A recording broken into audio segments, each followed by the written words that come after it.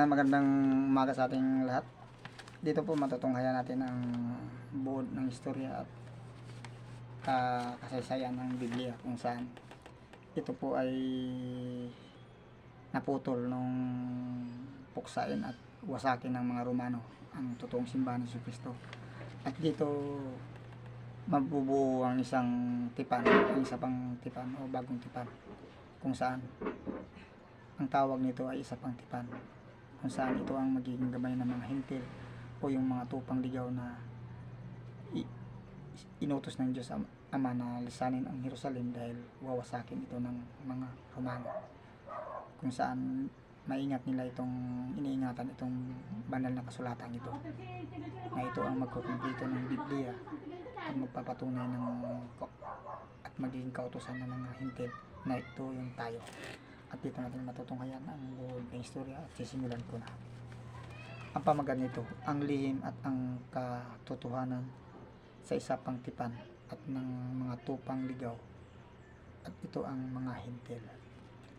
Bago pa man dumating ang ating Diyos at manunubos at tagapagligtas na si Jesucristo, ay nasa hula na ng mga propeta sa banal na kasulatan ng aklat na ang Biblia na ay ang pagkamatay ng bugtong na anak ni Jesucristo. Ay alam ng Diyos Amang nasa langit ang paghahari ng mga Romano. Ang imperyo nila ay lubhang napakalakas at ang kaharian nila ay buong lupain ng malaking lupain ay sinasakop nila, at paghahari nila sa buong lupain. Ang termino nila ang pagwasak nila sa mga kultura ng mga kaharian, lalo na ang mga simbahan ni tinatag ni Jesucristo, ang simbahan niya na kung saan sa pangalan pa niya ito nakapangalan, at wawasakin ito at bubuwagin ng mga Romanong imperyo ang sinaunang Romano, ang siyudad ng karumal-dumal, ang Babylonia, na kung saan ay pinaghaharian ito ng labis na kasamaan. Ang kultura nilang pagsasamba ng mga Diyos-Diyosan na mga rebulto na siyang kanilang sinaunang kaugalian, at ang kaparusahan sa mga nagkakasala o makasalanan sa pamamagitan ng krus. At dito nga nila inisikyot o pinaratangan ang ating manunubos na Diyos na si Jesucristo. At dito inhanda ng Amang nasa langit ang plano niyang maghirang siya ng isang pamilya banal na magpapatuloy sa kabutihan, at sa pamilya ni Lihay at ni Saray nang siyang tatawaging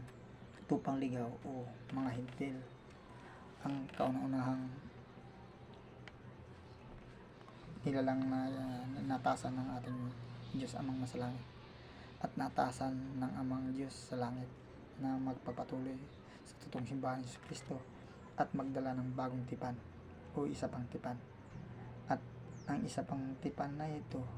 kung tawagin ito, ay Book of Mormon na magpapatuloy sa Biblia at magdudugtong pagkatapos, dahil sa pagwawasak ng mga Romano na itinatag pa lang ni Jesucristo, agad ang Jerusalem ay tiyak na babagsak ito at wawasakin ng mga Romano, at madadalang silang bihag sa siyudad ng masamang at kamaldumal na siyudad, ang Babylonia, at ang magiging alipin sa siyudad ng Babylonia dahil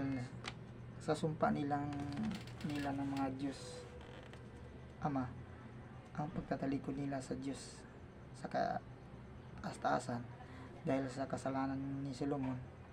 ang pagkahulog o pag-iba ng kultura ng mga Jerusalem, ng mga Hudyo, o sa pagsasamba ng mga Diyos-Diyosan ni Paraon na anak na babae nitong nagtuturo ni Solomon ng masama nilang kultura, na siyang kinababagsak ng mga Hudyo at nagdala sa kasamaan, kung kaya't tiyak na wawasakin sila ng mga kaaway na mga Romano na siyang pupuksa at magpaparusa sa sa mga taga-Jerusalem. At bago pa man ito sunugin o wasakin, ay lumikas na ang pamilyang hinirang ng Diyos Ama, ang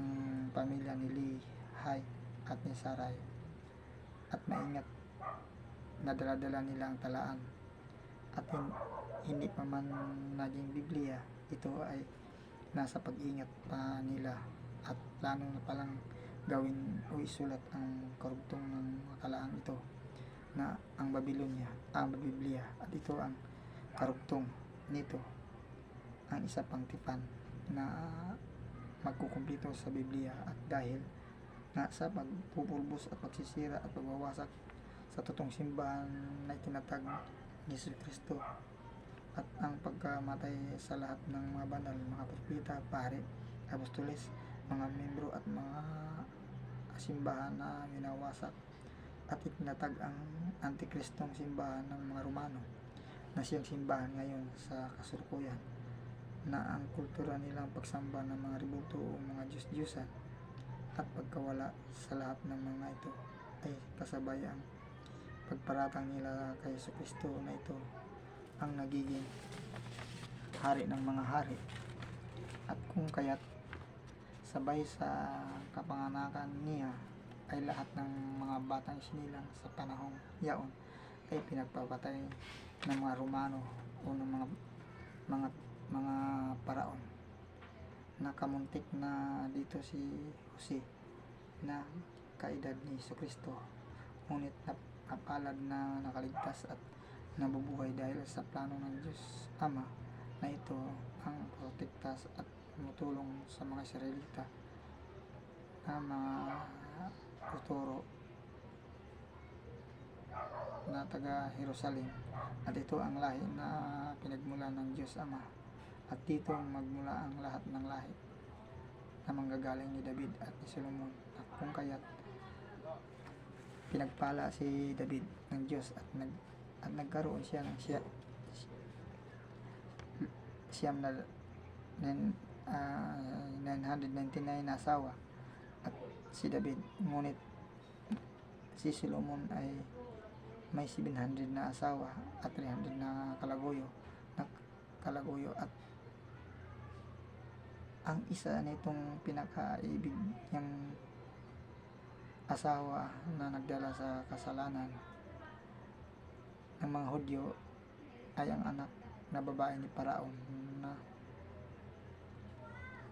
siyang tumutukso kay Solomon. At ito ang yung pangalawang babaeng dahilan ng ikalawang sumpa ng sa mga babae mula kay Iba, na patunay ay ang babae ang ugat ng pagkakasala at ugali nilang manunukso. Habang lumalaki si Jesus Kristo ay sa murang edad niya tinuruan niya ng masamang sa murang edad niya ay nagtuturo na siya sa mga sinagoga. Tinuruan niya ang mga masamang turo ng mga Hudyo sa balista, Romano at iba pang lahi na liko ang pananampalataya. Marami ang nadala sa kanyang itinatag na simbahan, at ito ay ipinangalan sa kanyang pangalan, at libo-libo ang nadala niya sa mga tagasunod niya. Naghirang siya ng propeta, apostol na 12, matataas na pare, misyonaryo, libo-libong mga miyembro, at nagpabautismo siya sa tubig sa ilog ng Jordan, at siyang ginawa ng totoong simbahan ng mga hintil o mga tupang ligaw. At dito na alarma ang mga Romano dahil nahati na ang paniniwala ng tao sa lupa, at kung kaya ay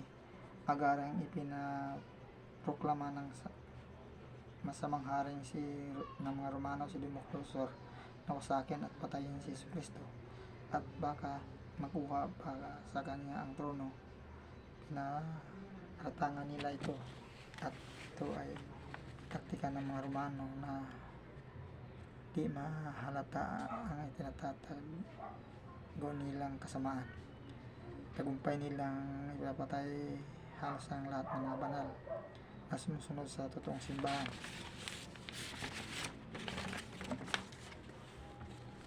At kasabay ang labis ng kasamaan nila at nakarating sa langit ang sumbong ng mga banal na pinapapatay ng mga Romano sa kanila, at ang pagpapatay sa mga bugtong na anak ng Diyos Ama na si Jesucristo ay dito ibinuhos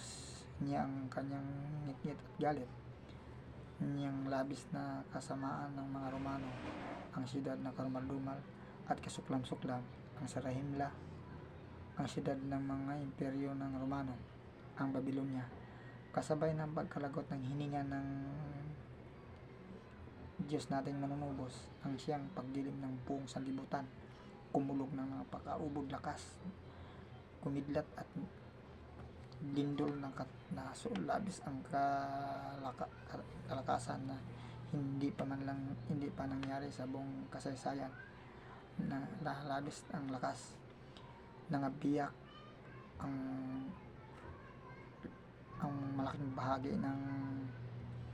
lupa na labis ang pagkayanig nito, nangahati at nagkapira-piraso ang malaking bahagi ng lupa, at lumihiwalay ang iba at lumubog ang mga kahariang kasabot at masamang mga kaharian ng Babylonia sa ilalim ng dagat. May mga bagong pulo na naglilitawan, at ang pinakamasamang siyudad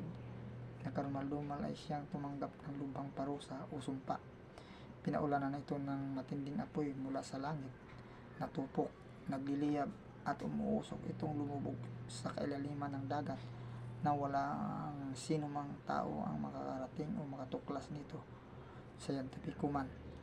At sa pagmatindi ng yanig o pagbaon nito sa kailaliman ng dagat ay kasama dito ang mga masamang tao, mga hari, mga pari, mga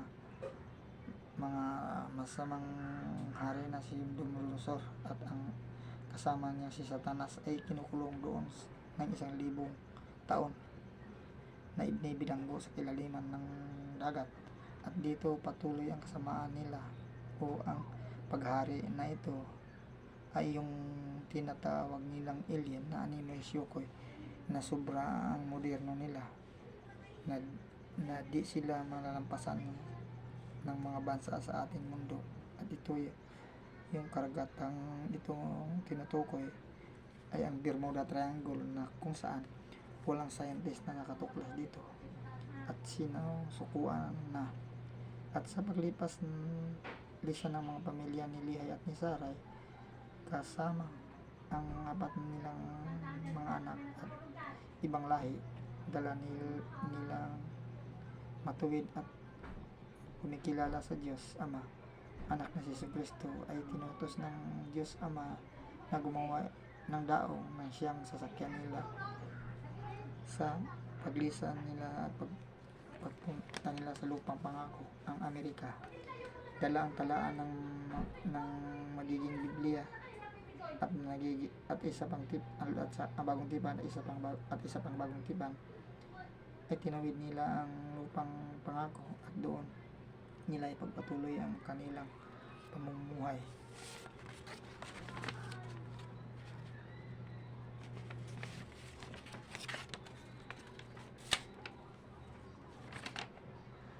Ang tupang at doon papatuloy ang kanilang pamumuhay sa mga tupang ligaw, o ang mga hintil na siyang magpapatuloy sa totoong simbahan, at tuloy-tuloy ang pag-unlad nila sa lupang pangako. Kumalat sila at dumami, at gusto at ikinalat ang bawat lahi, tribo man at si Lehi ang unang propeta na nag-uugnay sa Diyos Ama, ang propetang direktang pinahara mga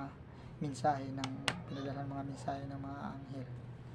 man o ng anak ng Diyos o na Ama. At sa pagkakamatay ni Lehi ay pumalit ang kanyang anak na bunso na si Nephi na naging propeta at tuloy-tuloy ang paghirang ng mga propetang buhay kapag namatay na ang nauna. At sa katauhan ni Mormon na propeta ay siyang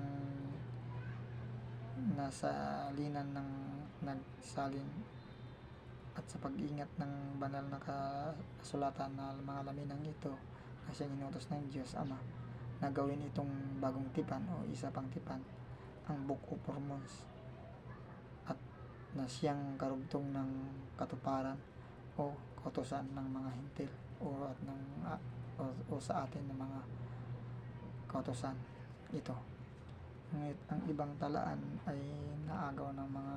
Romano na siyang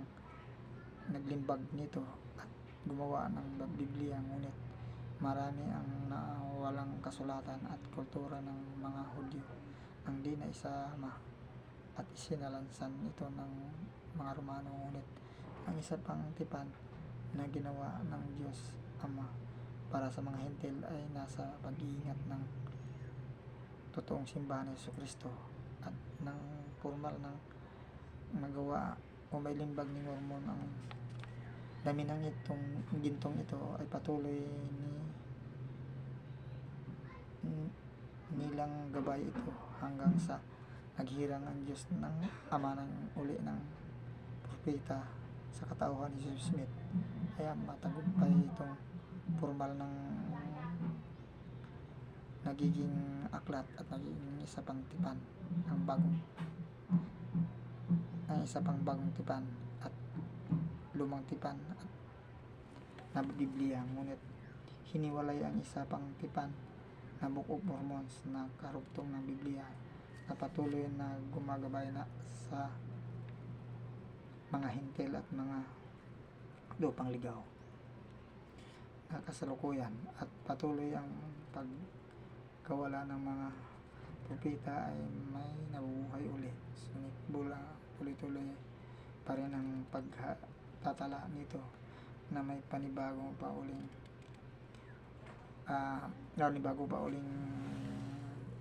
aklat na ang Perlas ng Silanganan book. Patuloy pa rin itong gumagabay sa mga tupang ligaw ang mga hintil, ngunit sa kalungkutan dito ay ang daming maling pananampalataya, tradisyon, kultura, paniniwala, maling at karamihang bansa ang mga kasalanan at ang di pagkilala sa Diyos Ama at Diyos Anak ay tiyak sila ang lubhang makatanggap ng kaparusahan o sumpa na madalas dipuli ng Diyos Ama dahil sa kasamaan nila nga ang pagsamba ng mga Diyos-Diyosan, ang mga rebulto,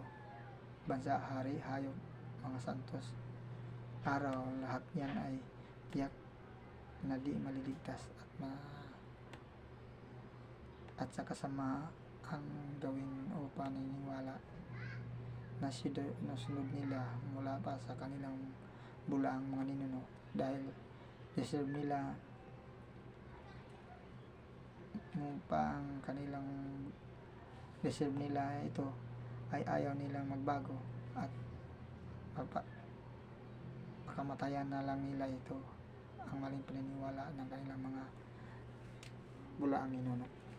Ngunit pa man hindi pa huli ang lahat. Dito ako ay nagnanais na magiging hero. Di ko man mailigtas ang inyong buhay, tiyak ang kaluluwa naman. Hanapin niyo ang totoong simbahan.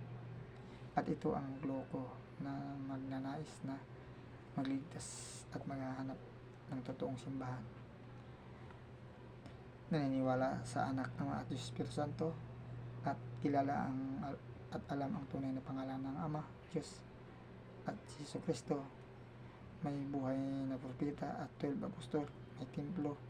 matatag na simbahan, mga membro na natutuwid, at ang simbahan ay nakapangalan kay Jesucristo. May paniniwala sa eternal life at tiyak maliligtas ka at makakasama ka sa inihandang ng Diyos Amang ang kaharian ang dalisay at ang bagong Jerusalem na siyang tatahanan ng mga banal, at doon mamumuhay ng walang hanggan at haharapin pa masayang at perfectong pamumuhay. Amen. At kung nagugustuhan nyo ang story ko ito, please paki-follow, share, likes, comment, subscribe. More power, more love. God bless us all. Thank you.